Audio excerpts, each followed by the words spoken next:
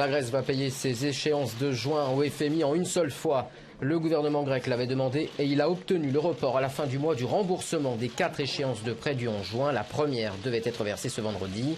Pour la première fois depuis le début de la crise de la dette il y a 5 ans, Athènes n'a pas honoré une échéance de remboursement. Le bras de fer continue entre la Grèce et ses créanciers.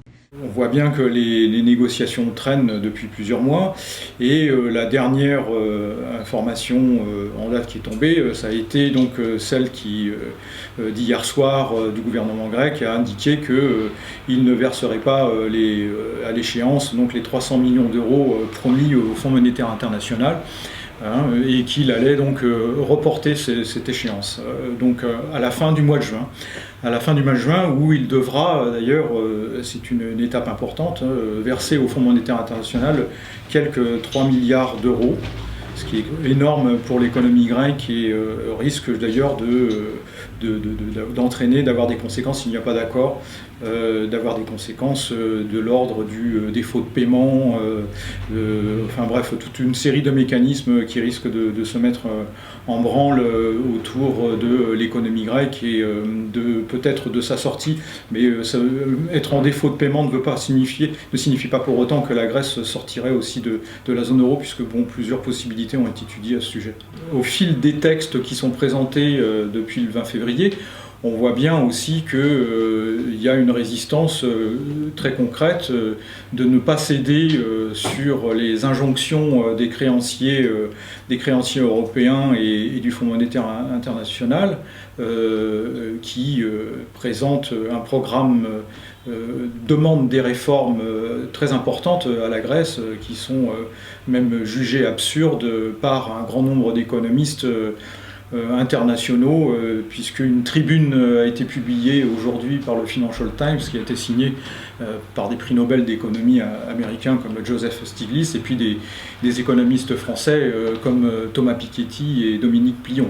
Donc on voit que là il y a vraiment une pierre d'achoppement très très forte, il y a une ligne rouge comme le dit Alexis Tsipras qui ne sera pas franchie et quand on compare donc les documents qui sont actuellement dans le cadre de la négociation pour obtenir un accord, comme je le disais au tout début, ces documents sont très divergents en réalité, contrairement à ce qui est dit là, en ce moment. Les points de divergence les plus importants, c'est tout ce qui porte sur le programme dit de crise humanitaire, qui avait été donc adopté et même qui a suscité l'élection d'Alexis Tsipras le 25 janvier dernier. C'est-à-dire en fait tout ce qui touche au social et les plus pauvres. Alors en particulier il y a des demandes des créanciers qui concernent les retraites et aussi l'augmentation de la TVA. Alors pour ce qui concerne l'augmentation de la TVA, les créanciers demandent une uniformisation des taux à hauteur de 23%. À hauteur de 23%. Nous, on n'en est pas là en France. Le taux de base est situé autour de 20 et quelques.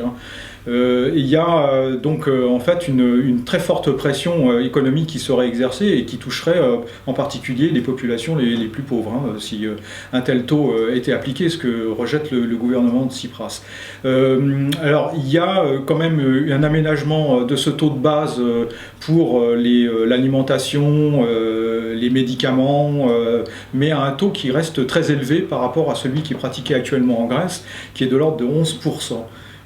Donc là aussi ça aurait un impact et des conséquences importantes qui ne résoudraient pas le problème de la crise humanitaire actuellement en Grèce.